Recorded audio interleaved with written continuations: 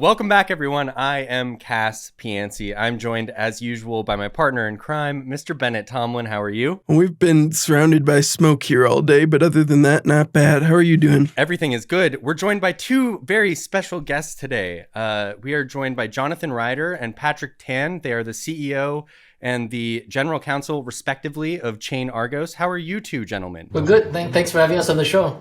It's an exciting morning in the news, as always. So. Yeah, it's lovely to have you two on, especially given exactly what you're talking about, the news today. Let's just dive right into that. I think that is your specialty a bit. If anyone is unfamiliar, Prime Trust is a trust, a custodian, I don't know what you want to call them. They perform a lot of tasks in the cryptocurrency industry. And as of today, they perform no tasks in the cryptocurrency industry. They are in receivership, according to the state of Nevada, or they've been petitioned to be in receivership by the state of Nevada. You guys have been covering this and their involvement with TrueUSD and a bunch of other clientele. I don't know where you want to start. What do you have to say about Prime Trust, lads? I would love to hear your thoughts. So John will talk about the TUSD stuff, but I want to jump straight in and talk about what a custodian is supposed to be and what Prime Trust purports to be. Now, if you've never set up a hedge fund, never run a fund or anything along those lines, one of the requirements in most jurisdictions that seem reasonable is that the investment manager cannot be the one who's holding on to the assets, which makes sense. So you're supposed to have an independent custody. It doesn't matter what kind of fund you're kind of running, but let's take it like a securities, a long short equity, whatever. The shares should not be in the possession of the investment manager because there's an opportunity for conflicts of interest. You could steal the stuff. Any number of things could go wrong. So that's why you have an independent custodian. Now, in most jurisdictions, they don't actually specify what that has to be because custody is a tricky question, But the rules are meant to be general enough that they cover things like, for instance, if you had a fund that was just investing in collectibles, for instance, it's hard for the regulator to specify, okay, the collectibles must be held, in hermetically sealed garages with certain climate controls and stuff like that. So because the rules were general enough, this is where we started to engage in this industry in essentially what is custodial theater. That's all it is. It's just saying that, we as the investment manager don't hold the assets are over there. But they aren't really holding the assets either because as we've seen, what they've done is that they've hypothecated those assets to somewhere else. Because custody is one of those, it's meant to be a boring business. It's meant to be a stupid business. You just hold the stuff. It's like that episode of Seinfeld where, when he's trying to rent a car. The rental car, right? You can take the reservations, but the whole point is that you got to hold the reservations, and that's the difficult bit, right? So the thing about custody, it's simple. Anybody can take the custody. You got to hold. Holding is the bit that people care about. Sorry. So I actually want to. So what you're talking about right now, though, what exactly are you referring to when it comes to Prime Trust? Because I know what you're talking about, but when you say that there's this custody theater going on, what do you mean there's a custody theater going on? What do you mean they're rehypothecating this these assets that they're supposed to be custodying? Can you dive into that a little bit? Okay, so in normal finance, just think about money, dollars, euros, whatever. So a fund, any sort of money manager, doesn't want to have direct access to the bank accounts themselves so that they can't make a mistake, they can't steal the money, they can't be seen to have stolen the money, whatever. So you pay somebody else to do that, you send them instructions. So Prime Trust is one of a number of institutions in the crypto space in general that are supposed to do that sort of safeguarding and take instructions. And you do see trouble like this in regular finance from time to time. It's not as catastrophic or frequent or frankly amusing in some of the details of this one. HSBC has a custodian and your fund has a bank account at HSBC and you send them instructions. And if one of those instructions is to send money to, your wife's personal bank account, they will ask you why. And, there's procedures there. In fact, some of these guys raised a tremendous amount of money for Prime Trust to build a software platform to make this all super efficient. We don't yet know if the super efficiency prevented any of those controls from working, but it seems pretty likely in previous incidents we've seen that of course it did. What Patrick's referring to is I'll say allegations. They, also seem like true statements that these guys just took money from various client accounts they were supposed to, no instructions, ignored instructions, followed the wrong instructions. They lost keys, this is a thing you all have been talking about for a long time. And David Gerard's been all over this for years. If it's not possible to recover from mistakes, you're going to have trouble like this. So they lost a private key, and their solution, of course, instead of admitting it, because it's a crypto business, they didn't admit they lost the private key. They just raided a bunch of client funds and, bought back other stuff and sent them out to people. At a bank, if you make a bad external transfer, you reverse the transfer and you fix it. That has issues. They are different issues than what we're talking about here. These guys, Prime Trust, seem to have been involved, if the state of Nevada has any evidence for any of this, which of course they'll have something, in all manner of ridiculous behaviors of transferring stuff, buying stuff, losing stuff, hiding stuff, lying about stuff. And again, using customer stuff to try and get the other stuff that you lost back. It's supposed to be a super boring business. Every large bank has a custody business, or almost all of them do. It's not an exciting place to work. It's not very profitable. It's not extremely highly paying. Yeah. You charge basis points or fractions of a basis point on the amount of assets you're storing. It's supposed to work, be reliable, and you want a huge bank because if this ridiculousness happens, you want to be able to sue them and get your money back, and that's the entire point. Here, these guys had not a tremendous amount of money, lost all the assets, and the customers are probably just screwed. I'm going to let Bennett take over here for the next question, but I just want to state that according to the petition that Nevada filed to put Prime Trust into receivership, they have a total client liability of $82,766,000 of fiat currency and nearly $1 million of cryptocurrency assets that essentially they're missing, that are gone. And as you said, I'm not exactly sure what it means, but yes, they lost access to a quote legacy wallet. We were not exactly sure what that means or anything, but I'm sorry. I just wanted to include those numbers. So go ahead, Bennett. Well, no, and what you just mentioned there with the legacy wallet was fascinating to me because it seemed as though they were the original owners of Prime Trust, set up this wallet and had this wallet, and then they transferred most of the things over to Fireblocks, but not all the things. And then they sold Prime Trust, or there were new owners for Prime Trust, and those owners didn't get the private keys for the old legacy wallet. But what I've been confused by is surely someone still has those keys, right? It was surprising to me that they were acting as though these funds in this legacy wallet were unrecoverable, whereas I assumed that someone must have had the keys among the previous owners. And so I've been perplexed as to why they didn't reach out to those owners, sue those owners, something before they ended up in receivership. And I'm just curious if either of you have any thoughts on what might have led to that series of decisions. Well, okay. I guess at a higher level, if you look at the litigation and the bankruptcy stuff around their software provider, banks, there's also in insolvency proceedings in Nevada. Now, there's lawsuits alleging that somebody's wife's swingers club business was, so these guys are involved in all manner of things, and I can believe almost any mistake or misplacement occurred. I mean, that thumb drive may have been lost due to water damage. I don't know. That's fair. It's just crazy, right? We're normally pretty good at guessing what's going to happen, whether we really know or don't really know. This one is so wild. It's Las Vegas.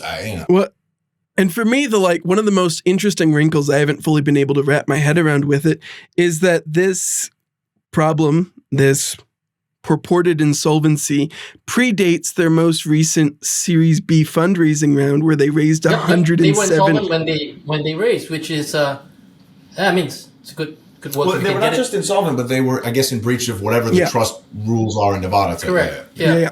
And so that's pretty fabulous. Yeah. So somehow, besides that existing problem in their books, they've, in addition, burned through $107 million that they fundraised a year ago. 175 or 100. No, that's in total. It was 107 in their Series B. Yeah.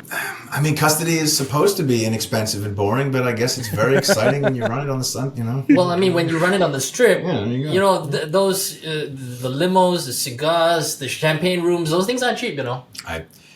It is going to be a fascinating story. It's probably not going to be a very good movie, but it could be like it could be a Netflix 20-minute maybe a short, a Netflix limited series, like 5 episodes maybe. Yeah, that feels a couple episodes too long for just Prime Trust with how many other things keep blowing up. That's probably right. And Prime Trust served a few different clients, but one of the most interesting ones for me has always been some of the minor stablecoins that relied on it, especially like the True family. And you have previously posited that many of those smaller stablecoins were serving in some way as an on-ramp or a backing for other larger, more important stablecoins.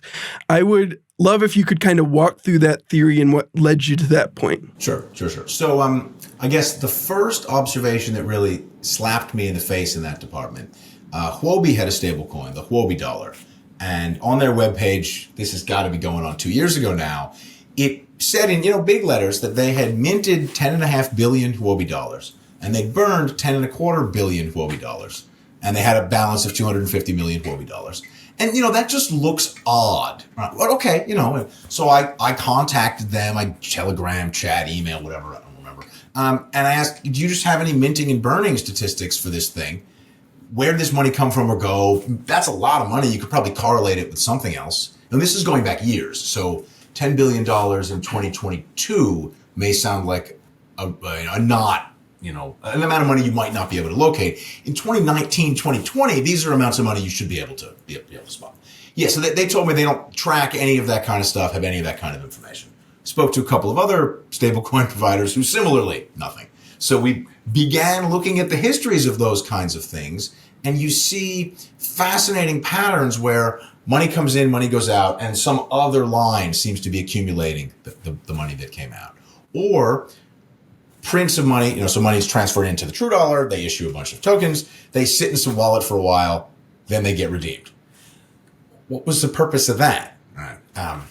So that sets off some suspicions. And then once you notice that the amount of money coming out of this seems to correlate with bank balances, amount of Tether, stuff like that, it feels like, oh, okay, this is a way to get money in. And I guess this connects back to Prime Trust.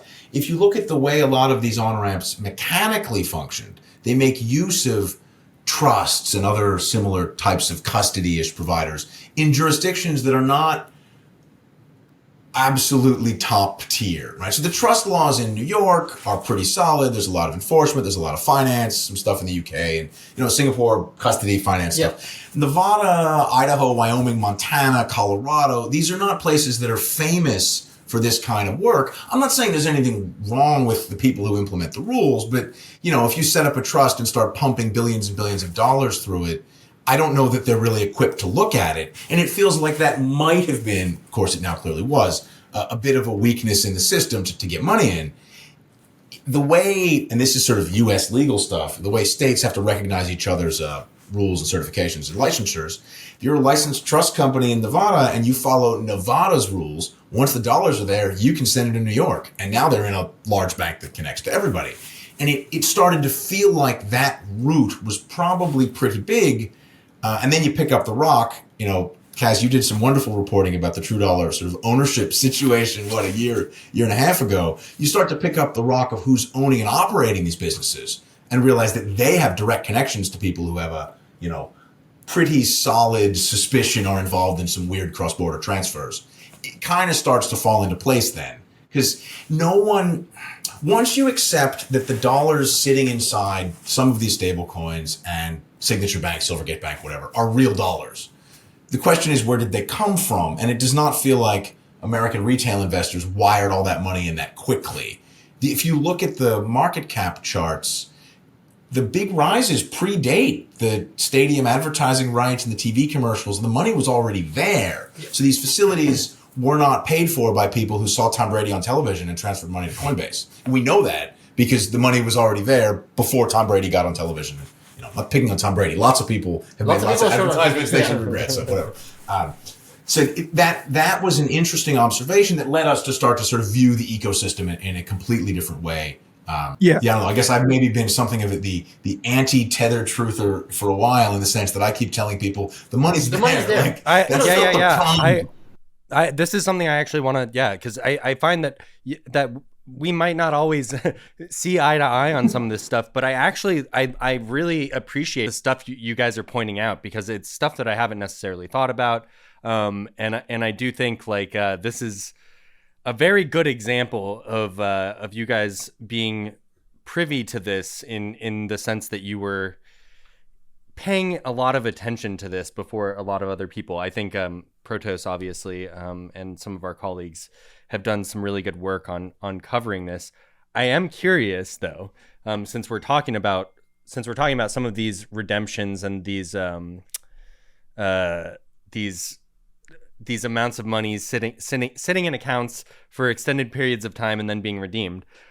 We did have TUSD specifically putting out this statement that like everything was fine, that they have all these other rails, and they indeed very well may, as far as I know. But what we have seen, and you guys have pointed out, is that there have been really no redemptions since all of this has happened.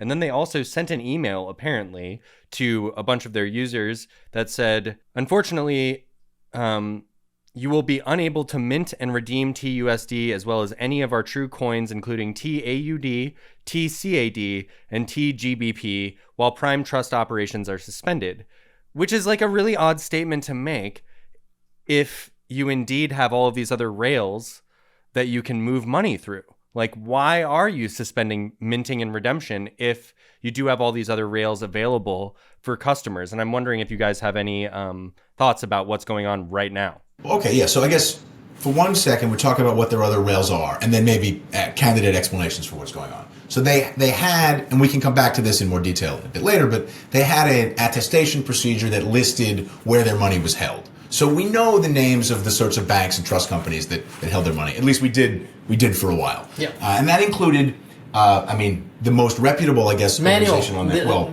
Okay, we'll come back to Manual. BitGo was on there for a token amount of money. Prime Trust was on there, and then a number of offshore organizations. Capital Union. So, banks in the Caribbean, trust company in Hong Kong. First Digital. No shade on banks in the Caribbean and trust companies in Hong Kong, but even if those are still functioning rails and their first statement was accurate, you're not going to tell your U.S. domestic, Western Europe retail customers wire their money to some trust in Hong Kong and go on board with that. Yeah. Or go get an account at this private bank in the Caribbean. So it can simultaneously be true that they have multiple rails, but 99% of their customers, by number, not by dollars, don't have access to those facilities and can't use them anyway. Right? So they use First Digital in Hong Kong, has had a lot of their money for a long time. I've never tried to onboard with First Digital, but I know that their sister parent company is like a Hong Kong trust company that does wealthy people offshore fund management. I don't think you can use your Visa debit card to put $5,000 into the TrueDollar through them. That's not their business per their website. So I'm criticizing them. Fine. No, I mean, fine. That statement, right, in a sense, can only be understood from the perspective of quantum physics. It is both true and not true. Yeah. It depends who you are. Right? For some customers, it's true. The wave function collapses depending on what part of the world you come from. Correct. So a lot of the time, I think these people are not actually lying. So what you've got there is we have multiple rails, but they're only available to a handful of our customers. And as we know from historical usage patterns, the vast majority of the volume was only a handful of customers. Yeah. Right. So it can be true that 99% of their clients cannot use the service, correct, but 99% of their clients by volume are perfectly happy with the existing rails. Yeah. That's not even a bad business for getting the money being stolen. Once you get past the money disappearing suddenly without warning. Well, I don't think that they lost those people's money, right? No, I mean, and this is we talk about this a lot, and it's one of the reasons why we never really bothered too much about asking whether or not Tether is backed and stuff like that. Because if your business is the carriage of funds for between borders, which otherwise would be challenging under normal circumstances, you need to know where every single last dollar is, because these are people whom you don't want to upset. Well, a reasonable number of the customers are, and they probably have a priority list, and fine. We don't want to know who that is, whatever. And then if things go bad, it's more of a case that simple analogy I think that most of the viewers would understand is like, let's say you borrow my car to run drugs from Tijuana up to San Diego, and then it gets impounded. The car doesn't stop existing, but we probably can't drive it around anymore because it's been impounded by, the DEA. So that's more than likely what's going to happen in some of these cases where the dollars are there, but polizia. What's that last scene from that movie? In Layer Cake, where it turns out the drug dealers, the pills were lost to the police. Whatever, we'll go make more. We'll go make more. Yeah, polizia. Yeah, that's how it is. So, there you go. I mean, I think one of the key sort of trading investment observations, because we originally came at this from a trading point of view. But we still do. Once you know that the money's probably there, it means that the catalyst for things falling apart is law enforcement actions like you said this morning. Yeah. Right. And that's the way you need to play it, as opposed to, run on the bank causing stuff to collapse. That feels less likely, whereas, headlines are likely to have much longer lasting impact. Well, as someone who's been watching Tether for very long, way too long now. It's half a decade. It's half a decade at this point, Cas. Over half a decade, pretty much, right? Over half a decade.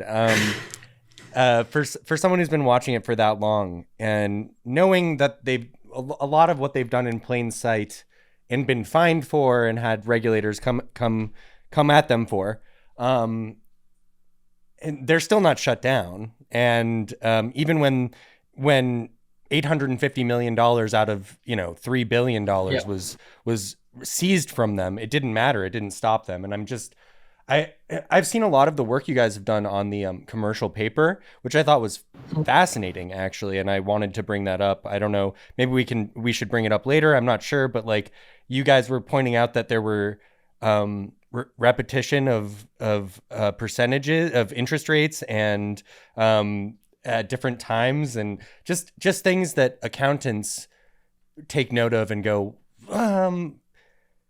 this is like consistent with what frauds do, but it doesn't mean that's what's happening, but it is certainly like suspicious.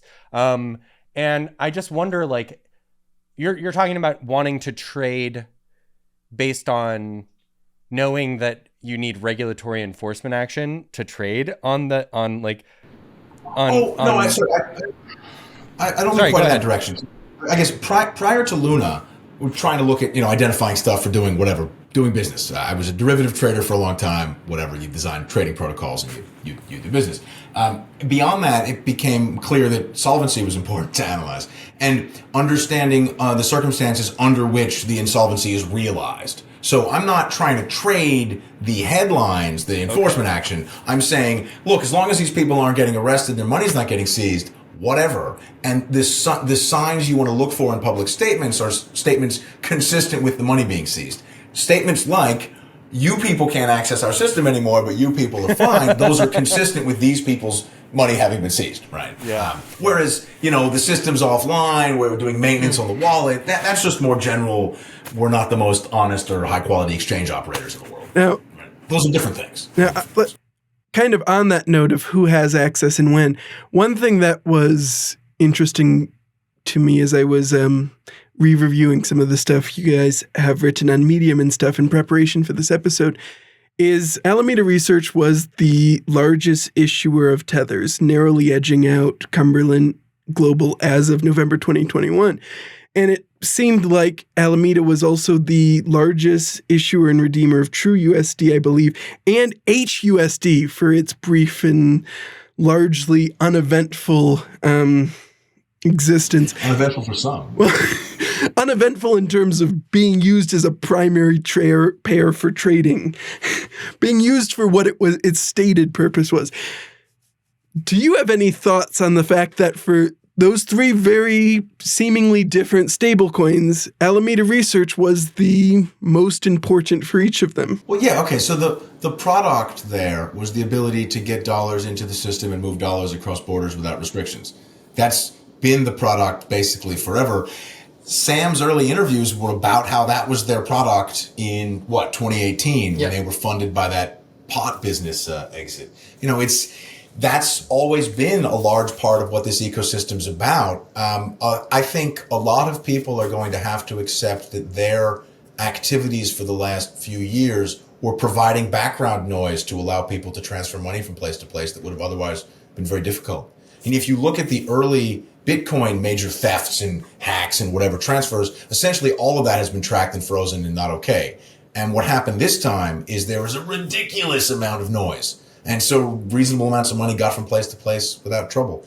The Genesis block guy, who was Alameda Research, right, we now know, yes, gave interviews on YouTube explaining they were onboarding bags of cash in countries where there are not a lot of people with bags of US dollars. Well, and those are clearly what we're feeding into the statistics you just mentioned. It can only have been from there because, you know. And one of their other partners also at one point talked about their network of dozens of bank accounts they maintained. And during the course of the interview, he's like, this is a very gray area. Yep, which that's the one. And so, yeah, that I think that Alameda Research's role in terms of moving money globally is still somewhat underappreciated. And you see it in their relationships with this stablecoin. You see it, as you mentioned, in Genesis Block, who again was a Tether client who did tens of millions of dollars of Tether transactions, which at the time we didn't know to categorize under Sam Bankman-Fried. And then besides that, you also see Hivex, a over-the-counter trading desk Sam Bankman-Fried bought in Australia using Alameda Research. They had someone on their staff who was in charge of bank account brokering. Then again, in Genesis Block OTC in Hong Kong, you've got them talking about their network of dozens of bank accounts. And you have then these minor stable coins, including both like HUSD and TrueUSD, relying on various trusts. Huobi for a while relied on their own trust, Huobi Trust, which they set up in Nevada, I think. You had TrueUSD using like Alliance Trust before and Prime Trust. And then, and so there are legitimate dollars moving through this. And we saw that I would point out that the director officer, whatever, for Huobi's trust in Nevada for a while is an ex-professional poker player with a Chinese name. And some of the early addresses associated with that are actually in China. Some of those addresses are at locations that really make you question who owns this thing. Google Maps is your friend on that one. That's a very curious little nugget to drop. But yeah, no, I think that just the more we've seen develop, and like especially I think now that we've seen some indictments against key figures in the conspiracy, I think that we're kind of going to see, as you've suggested in a lot of your tweets and posts recently, prosecutors have this information now. They have Signature Bank, they have Silvergate, they have those exchange networks, which were Silvergate and Sen and Signet, which were both important for a lot of this. And I think one of the examples you guys previously discussed with this was in the moments immediately surrounding when Signature got seized, there was a very large issuance of TrueUSD, and we saw a lot of money briefly stored in the manual bank, which is a new one. I've been unable to find them with Google. Yes. Yeah. Do you have any thoughts on the role of those two specific banks, those specific exchange networks, and how that connected in? So, okay, sure. Well, I mean, that actually happened on the weekend. We were actually, we were in the office and we were watching it live. So we had the attestations, True Dollar used to put out the attestations and stuff like that, where everything was.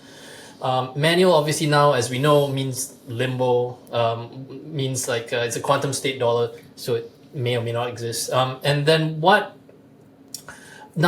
we can't know is whether or not the people who initiated those transfers, the last transfers, because Signet continued to work on the weekend that Signature Bank was seized, that's fascinating. And I would assume that it's either because, Signet's not meant to, it's supposed to be a 24/7 constantly working kind of thing. So presumably when the feds came in, seized the bank, they chose not to shut down Signet, or didn't know how to shut down Signet, or hadn't really had because you just come in, you got to try and figure everything out. It's a weekend, only the key. Well, okay, but the money ended up at this bank. Correct. So we don't know if that was an internal transfer to their bank in New York or what, and who shut down. But we know that the money moved through Signet, and about almost $1 billion landed in Capital Union eventually. Then they took down the attestations. So whether or not somebody already knew and was doing that in a timely manner to get the money out of the US banking system, where if they had not gotten out of the banking system, it would have gotten seized, possibly. Or they were just lucky and they happened to do it at the same time that the bank was getting seized. There was about a week there where it was expected a couple of these banks were about to get whacked. Exactly. At which point you'd have expected their bank account brokering, SWAT team was in there trying to open accounts wherever they could and trying to get wire transfers in. That Circle had that large deposit at a bank that was in peril was hardly really secret information among, reasonable number of people. So they were trying to open accounts and get wires through. It looks like their wires eventually settled. we're assuming that they reported them correctly, the money got out. And that manual kind of meant their account will be set up soon. I'm going to send you this money. Please just do something, fix it, hold it when it arrives. And then they just sort of turned off the transparency part. I mean, I would go back for a second to connect your Alameda research question to why everything we're talking about are U.S. banks. I think people don't realize, Tether had a lot of banking trouble and people in the space had a lot of banking trouble for a long time. And then somehow this group of young, relatively naive people with American passports who were willing to fill out bank account forms with ridiculous company names and incorrect descriptions of businesses were willing to start to intermediate this stuff. It's then no surprise that those people became the main intermediaries because Sam could open bank accounts in North America with no real trouble, right? He had some kind of a CV and he said, I'm going to run a trading firm and a bank would open him an account. Maybe they'd have trouble later, but until he was all over television, that worked. Whereas a bunch of, these are historically either people from nationalities, countries, regions, business areas that might have struggled. A bunch of former financial professional, early 20s people with American passports aren't going to have that difficulty. And so they were able to start to build conduits to get the money into the system. Tether wasn't running accounts. I mean, forget the part where they had their lawyer's name on some of the stuff. They weren't doing that in New York quite so much. Right? These people were able to do that. And so you ended up in a situation where absurd transfers within the U.S. banking system were happening. When it finally got figured out, everybody panicked and tried to pull it.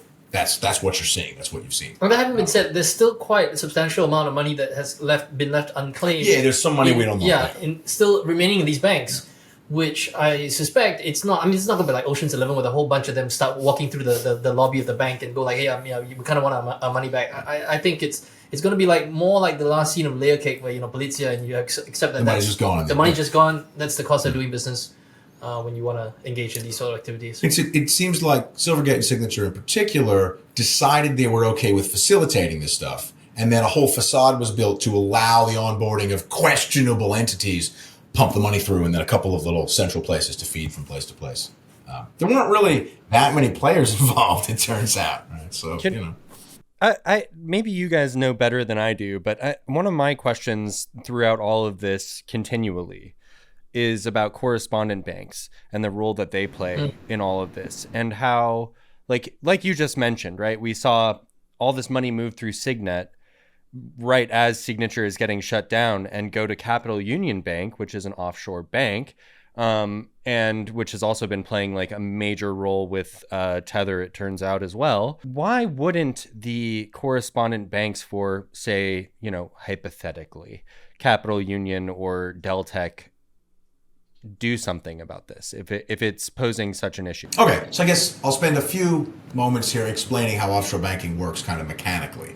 So this is not a legal description of how you do this, this is a stylistic description, but we can set up a company here that we called whatever John and Patrick Offshore Bank, PTE.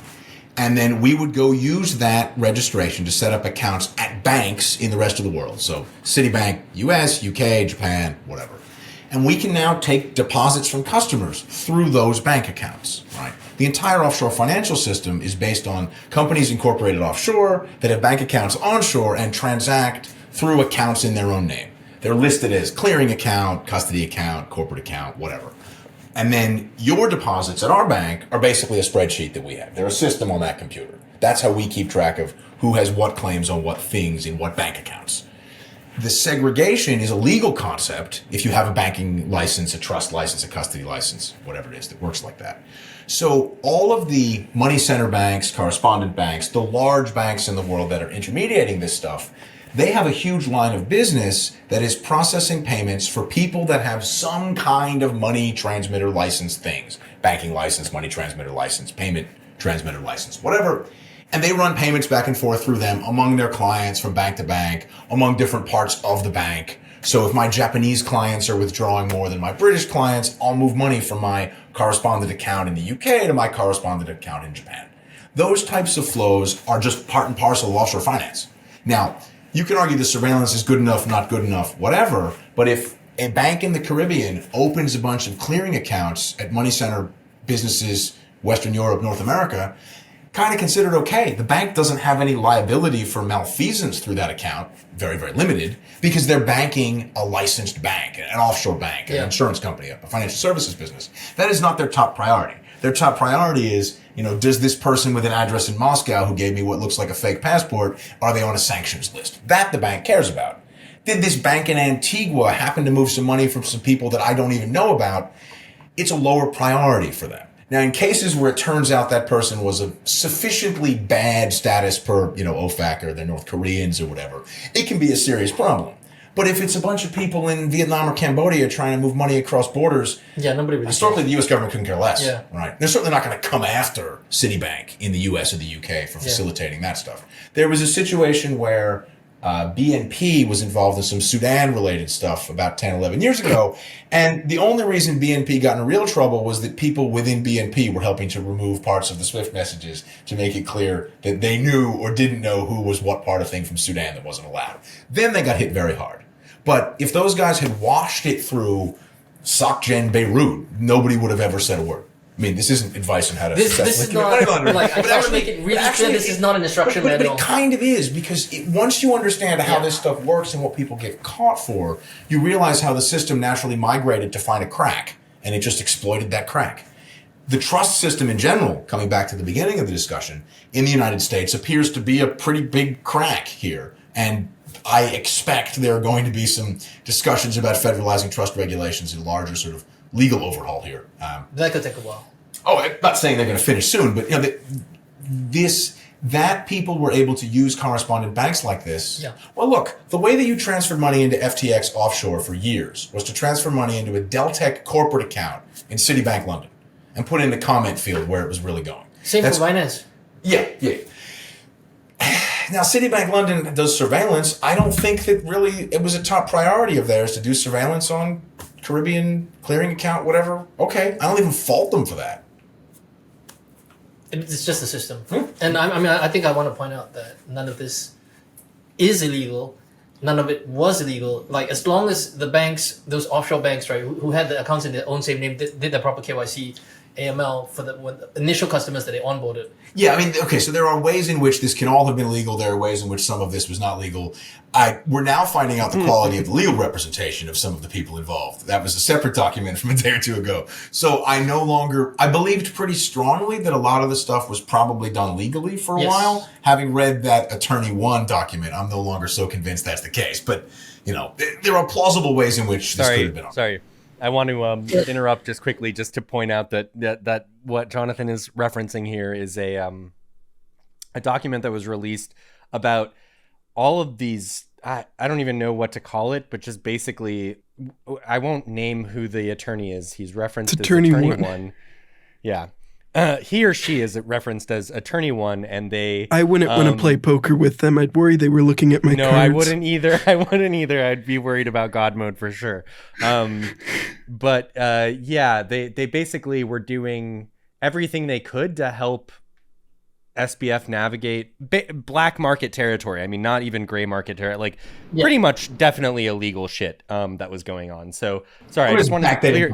all kinds of weirdness. Yeah. And for now, these are just allegations from the debtors in possession, of course. Though, admittedly, the debtors in possession do now have the entire books and all the correspondence.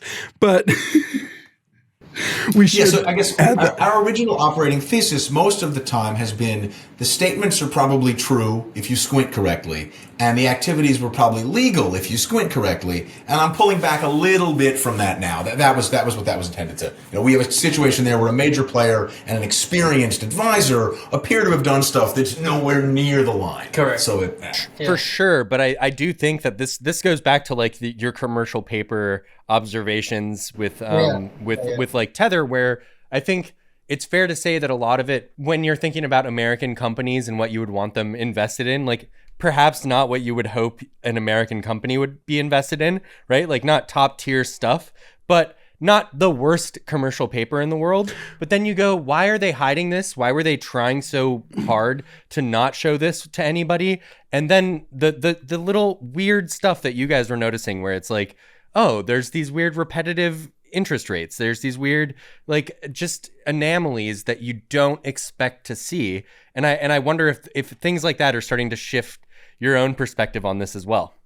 We have a theory about this, actually. So we don't know when you have a portfolio snapshot, you have a timestamp typically.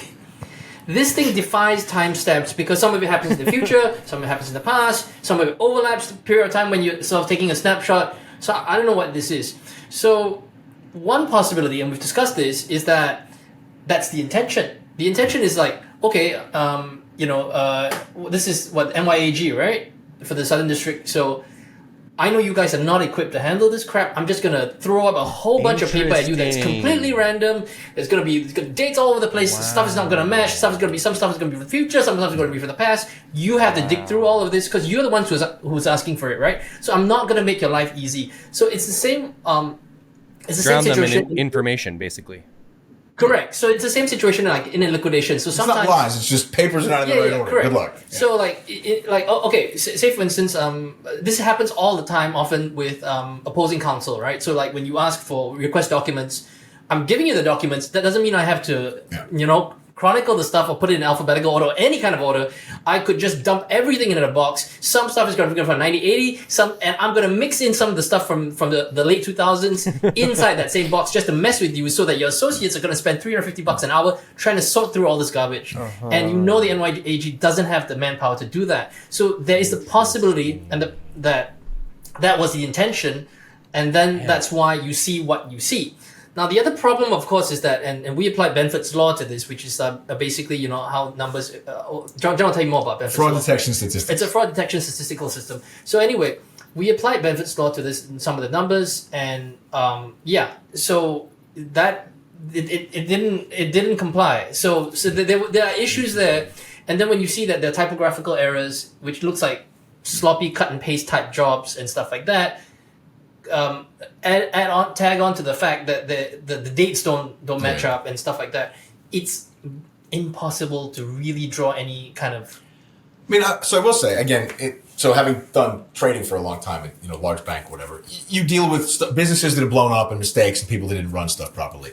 This also has a lot of the hallmarks of when you're flown over to deal with an exploded trading desk, right? These mistakes are familiar to me, and it isn't necessarily that they were making it all up.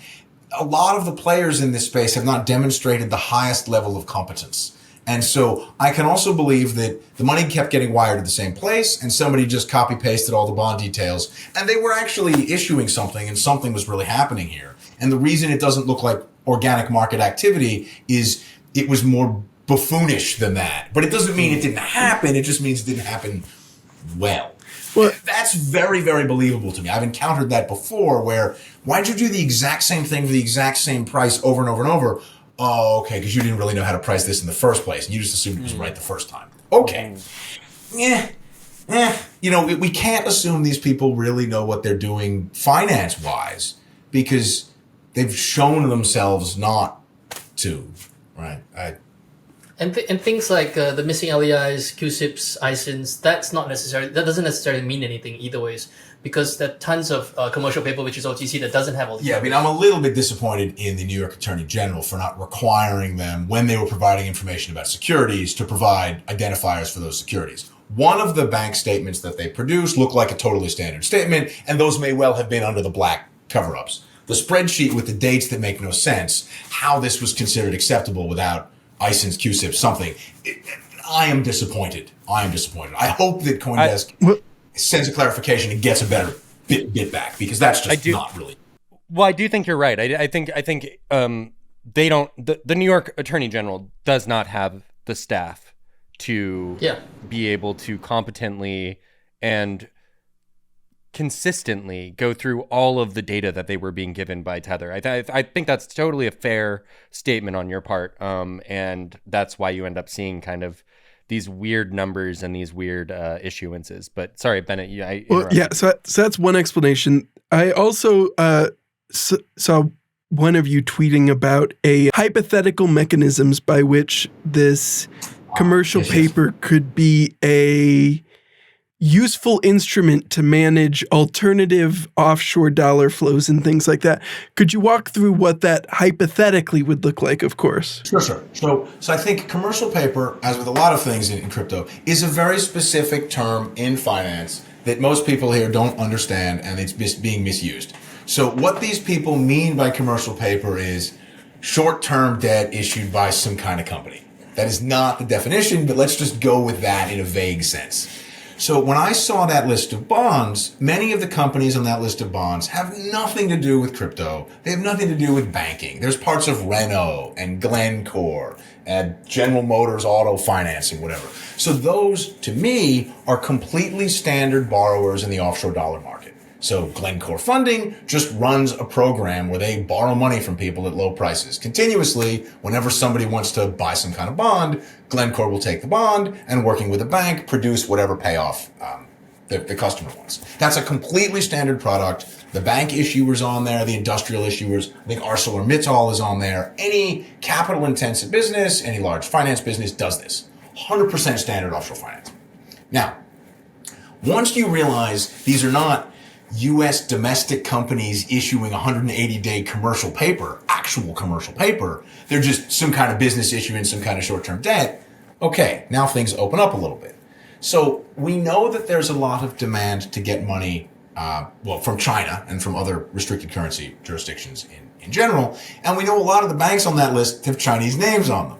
So if I wanted to get money out of China into a stablecoin, this is just an imagined sequence of steps, right? So I go meet at maybe it's a Luckin Coffee, at a coffee shop in China, my stablecoin dealer, and I give them a bunch of local currency. Wire it to their bank account, give them a bag, whatever. And they give me a thumb drive with my stablecoins on. Somehow, these things have to get turned into dollars somewhere. And in China, and in other countries with restricted currencies, Argentina, Brazil, this could also be in a coffee shop in Brazil, right? It's the same issue, Argentina. So they need to arrange that somehow. Now, one of the simplest stylistic ways of doing this is to get a bank that has a presence in that country and outside of that country to take a deposit for the local currency. Right? Then we'll come back to how they're able to convert it to foreign currency later, but execute some kind of maybe not okay foreign currency transaction, and then use that to purchase a bond they just had one of these offshore funding vehicles issue and hand it to the issuer.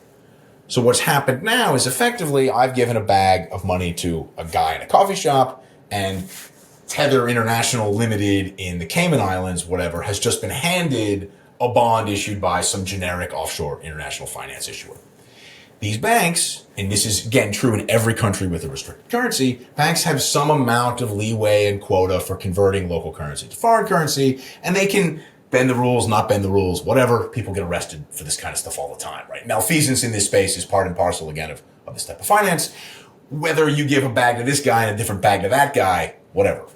So it is conceivable that issuers take the money and then it disappears onshore into some kind of process and then hand a bond to somebody over there. And no intermediary in the step really knew every part of what was going on. So again, it's gray area, right? The Chinese bank, whatever bank with a presence in China, takes a deposit. They eventually write off your deposit. They convert your money to dollars. They send it offshore. They get a bond created. That's the end of that. Something like that appears to have happened on at least some scale. And it would answer what's always been a question for me. Whatever you think of the people running Tether and other products in this space, they're not just accumulating an infinite pile of one currency and promising people one unit of another. That doesn't make any sense. Right? They're not just backing their Tether with RMB and hoping for the best. Right? That's not a realistic strategy. I don't think anybody's doing that in $50 billion. Right? So this looks like a vehicle for that. If somebody could find some of those bonds and find who the arranger was, then you might be able to start to narrow down into who's doing the dodgy spot transactions. The mechanics for that get to be a bit more complicated, but people can understand how, sometimes you can't convert currency and sometimes you can. And sometimes if you pay somebody, they'll let you. Right. So that's a rough description of what happened there. Once the money is available to purchase the offshore bond, they can call up any bank and say, we have money it could be ICBC offshore, it could be any bank's, whatever, standard account. Okay, I need a Glencore Funding 3-month 0 coupon. Okay, fine, here, next. Right. That's a totally standard transaction. And that would introduce a lot of intermediaries, maybe a little bit of a crack again, right? And that should work. That should give or take work. It is. This entire conversation has felt like a discussion of capital controls and how they're commonly evaded. And at a certain level, that makes sense.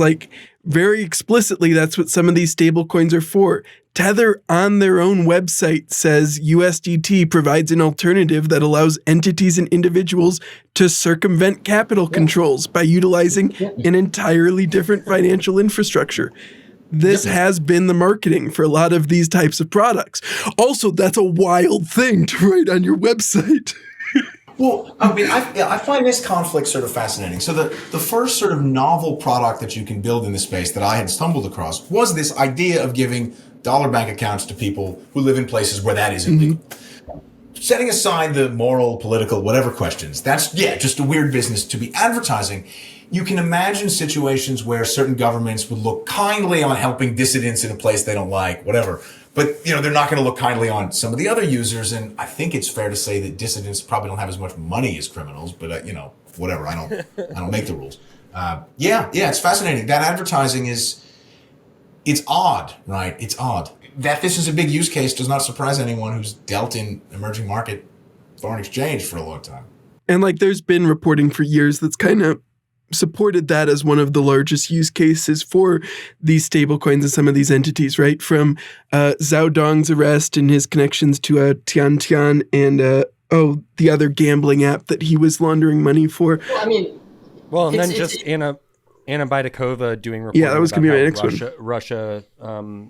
Russia was a pipeline for USDT. Actually just operations in Argentina and Nigeria, and those are you can argue that you're helping these people fight the man, but clearly you're also. I just want to point out that plenty of offshore online casinos choose Tether as the primary carriage vehicle. So, and this has been going on forever. Oh yeah. And from what I've been told, they like it because it circumvents capital controls. They don't have to pay tax on it. I'm pretty curious right now, and I know this is a very basic question, so I no long answer necessary. But we're going through this. We're almost an hour into our conversation now, and I feel like we're towing this weird line between this is a huge a huge problem that law enforcement is cognizant of and concerned about. And then also walking this line of but it's just going to keep happening and go on forever, and there's no way that law enforcement is going to stop it. And I'm curious, which part of this you're most sidelined with, I guess, is which side are you on here? Are you confident that LE is going to move in, or are you more I don't know, I have no idea what's going to happen next? Okay, so offshore finance has always included a fair amount of gray area stuff, light gray area, whatever. And in principle, no one has a problem with that, right? So if you have a factory in some emerging market and you want to get some of your money at it, whatever, whether it's nominally illegal in that country, nobody has a real strong opinion on, and you can find a way to do export invoicing, fine. Nobody wants to shut that down. But at the same time, the businesses that have historically done that don't advertise to retail and sports stadium billboards. What you've seen here is a business that everyone accepts has to exist and is fine, and in most cases really isn't doing anything wrong. Tax-free structuring in the British Virgin Islands for funds and reallocation of stuff, even ignoring taxes, is totally fine. There are a lot of legitimate reasons to do those things. But then you don't just advertise the ability to do this to everybody in the world, take retail money, and that's the conflict. That's what has to be resolved. So it's not going to be totally shut down, but you're not going to get to have A, the background noise of all this retail money, right? Or B, people claiming that it scales to all the money in the world, because it doesn't. Offshore finance is big, but it's not that big, and it's not that. I think that the bit that, and it's not as if this is there's a whole bunch of, yes, some laws have been broken, but the general business of offshore finance is it. And I wrote about this. Mostly legal, right? A lot of this is doing stuff directly in the UK. Yeah, almost all of it. Well, most of it is legal. So, and I wrote about this, which is that there are legitimate reasons why you need offshore finance, and again, we don't make any moral judgment about this as to whether or not you should harmonize global tax laws. Obviously, if you harmonize global tax laws, then this would not be a thing. But till that great day of deliverance, people are going to arbitrage tax wherever they may be. If I am a digital company, I need to book my revenues through Ireland where there's no tax. and my CFO would be fired if he didn't do that. Yeah. You know what I mean? It's just it's the sane thing to do. You know, the famous Irish, the structure Apple used in Ireland isn't advertised by H&R Block to retail. Correct. And that was never going to fly. That's the conflict. That's the short answer. So This this is a set of rules, whether you like it or not. And I think one of the things, and I read the Panama Papers, and one of the things I feel for them, there's a certain sense of idealism at the end of the book, which says that, we should all have a kumbaya moment, we should stop all of this injustice. It's been almost a decade since the Panama Papers were published. None of this stuff has changed. Nothing has changed. And I mean, at the risk of sounding overly cynical, nothing is likely to change. All right. There's going to be... I generally agree, actually. Like, as much as I want to be educating and helping kind of expose some of this stuff, I generally agree with Patrick here that, I mean, we've seen, like, Mossack Fonseca played their role when they needed to. They got exposed. Yeah. Now they're gone or whatever. They're not gone. They still exist, I think, or in some form, some way or another. But, like, 10 other offshore incorporation entities or whatever firms took their place. It doesn't matter. Like, you're not going to stomp this out completely, right? I think the biggest irony was that the Panama Papers, things like Billion Dollar Whale, all of these things have actually acted as more like manuals as to people, like how-to manuals as to how to get this thing done. So that there were people I know who didn't know how to do these things, and they read these books like, oh, so that's how you do it. And then they do the exact thing that... I mean, you have seen sort of differential enforcement where the U.S. government, a handful of other governments, care very strongly about North Korea, Venezuela, Russian sanctions is a recent thing, and they really care very, very strongly about that, right? If you're laundering that money or whatever, you're done. But if you're not, they really don't bother most of the time. I mean, there's the drug smuggling, criminal, people smuggling type, whatever stuff. But the enforcement is really, really, really harsh at this end and then really, really soft down here. And they've not really cared. To some extent, that's a policy choice that I guess the voters, politicians, whatever, made. Well, I mean, and this is something we talk about all the time. Look, you have a finite number of resources at the DOJ. So if the Senate or the Congress tells you, hey, look, this month, the bag that we're gonna beat the most is the one drugs. So just crack down all the drug laundering. So then there'll be a whole bunch of enforcement issues. Next month maybe it'll be crypto guys. The next month maybe it'll be human trafficking, smuggling. But you have to pick. You can't have like we're gonna go after everywhere. Everybody everywhere all at once. It's just not. Yeah. Yeah, it's not feasible. Well, Well, and on the note of the Panama Papers and the Paradise Papers and eventually the Pandora Papers and their effect, when I was rereading, one of Jonathan's articles was talking about one of the trusts that TrueUSD started using.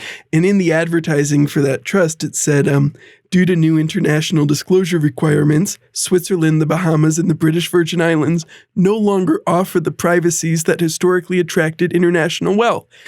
However, Nevada is exempt from these new international disclosure agreements, providing a level of privacy that's increasingly rare. So we onshored some of the tax evasion. Is that something, maybe? That passage really tells you a lot because so they're talking about how it's those countries participate in CRS, the U.S. isn't part of CRS, whatever. That tells you that the people they're appealing to are afraid of governments other than the United States government. Mm-hmm. Well, that kind of tells you who they are because there aren't that many countries that have capital controls that aren't somewhat U.S. affiliate. Come on, the list is now narrowed down to what? 3 or 4 places. It must be those people they're looking for. And of course, the irony is that if it turns out the U.S. government cares, no matter what the law is, trust providers in Nevada will comply with the FBI. It's just laughable that it's kept secret from everyone, including the local police. Like, come on, that's insane. That screwed them in the end, clearly, which I guess they deserve because you read that and think, come on, anybody signing up for this one, good luck. That'd be like advertising your primary financial product is meant to be used to evade capital controls.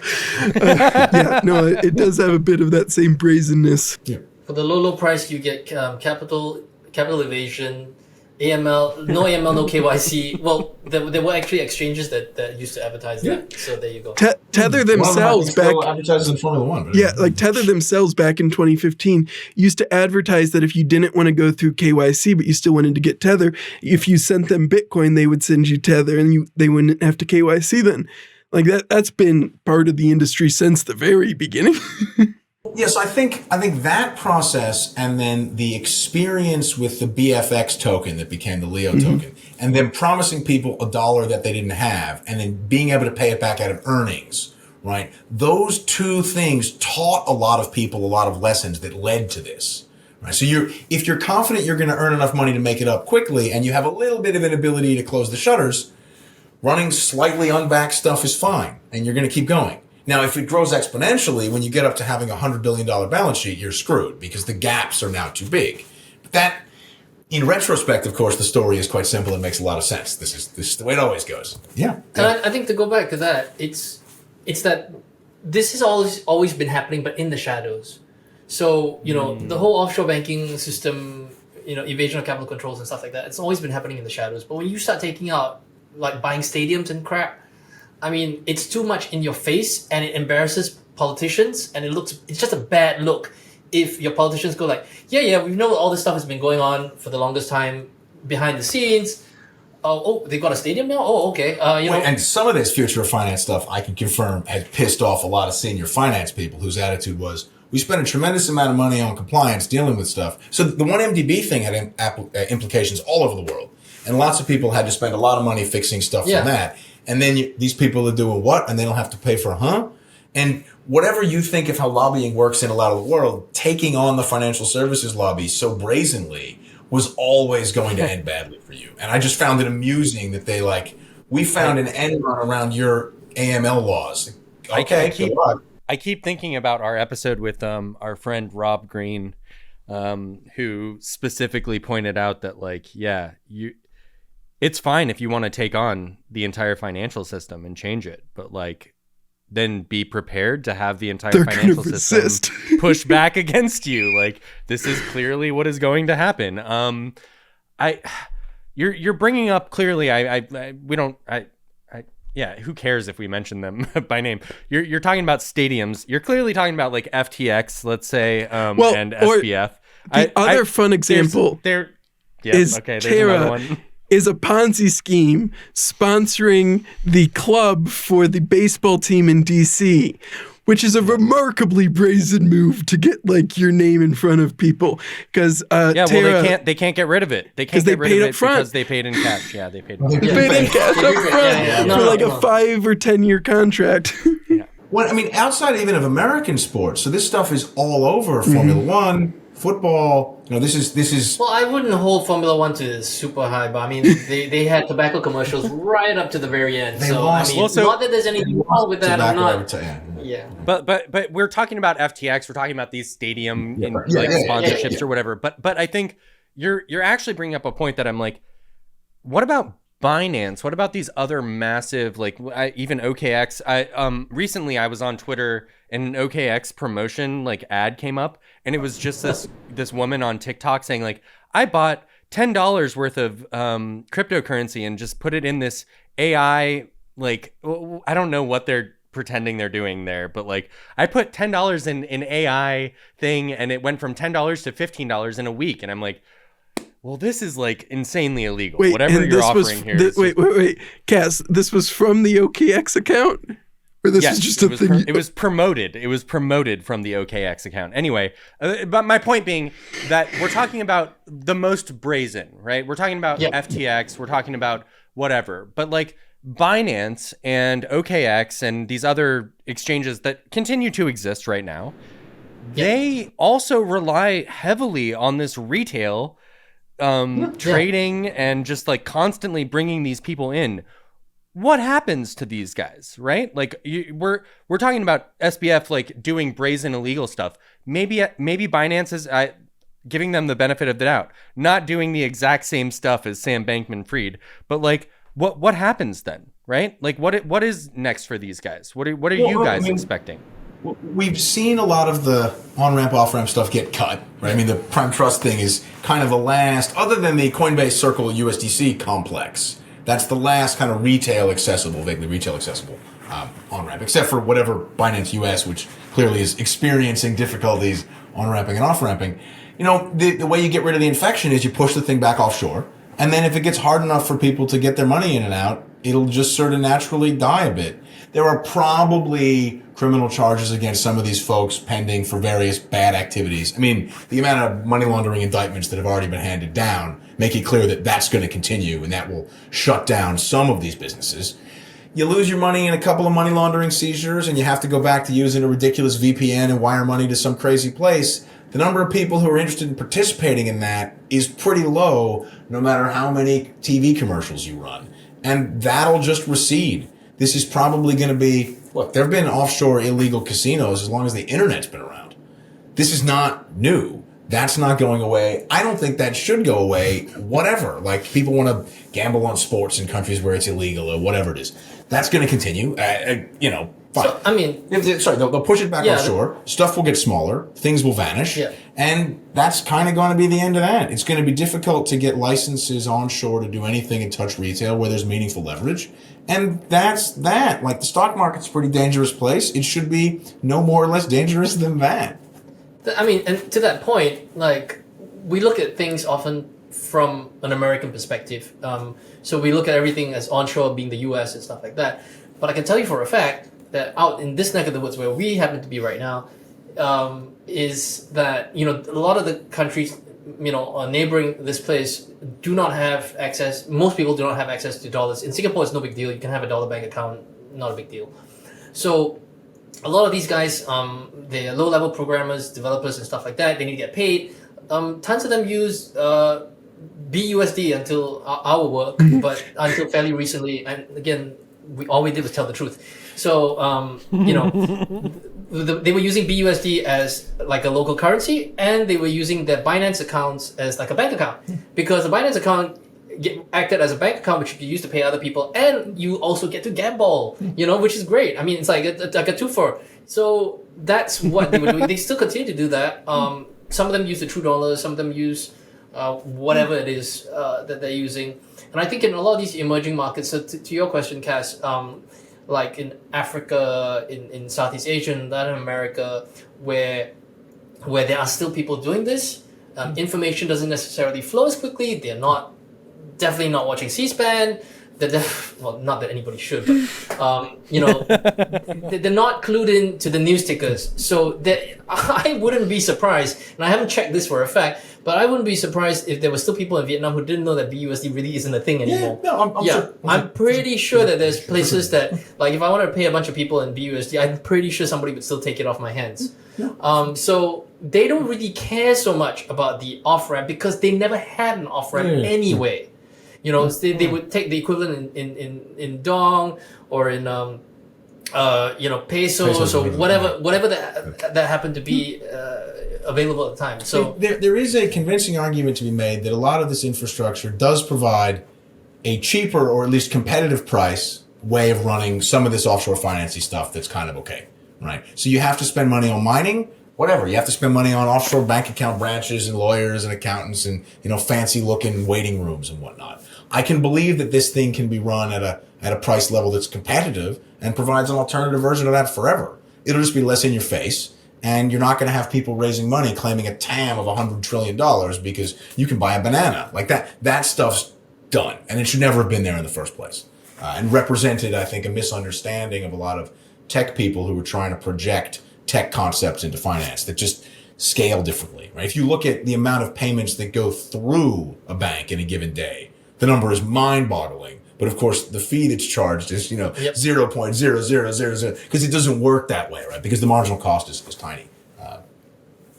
So I think that's the vision for where this is going. We've been saying this would get offshored for a long time, and you're now watching a pretty blunt offshoring where the policeman just beats them back over the border. Yeah. Cas, do you have any more questions? No, I mean, I think that rounds it out. Jonathan, Patrick, if you have anything else you'd like to add or that you think is pertinent, please feel free to throw it in right now. Otherwise, yeah, we'll call it. I mean, I guess I just say quickly, I think one of the most amusing things to watch here is intelligent people who are just not able to recognize what their eyes are showing them directly in front of them. And I found it to be a fascinating psychology exercise where you can see this, where people who really don't know what the finance has very specific words, and lots of people who have no clue what the words mean just glom onto some random meaning from Twitter and then just it's defective thought process forever. And I've learned a lot about human psychology because in real markets you deal with adults, and it's been great.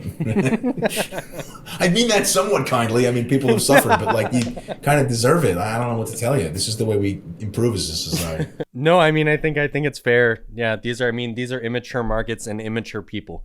So yeah. Keep in mind that obviously Cascoin is unaffected by the Prime Trust issues. I love that. We're not too concerned with this. Obviously, we have many other on and off ramps for fiat currency. So don't be concerned, Cascoin holders.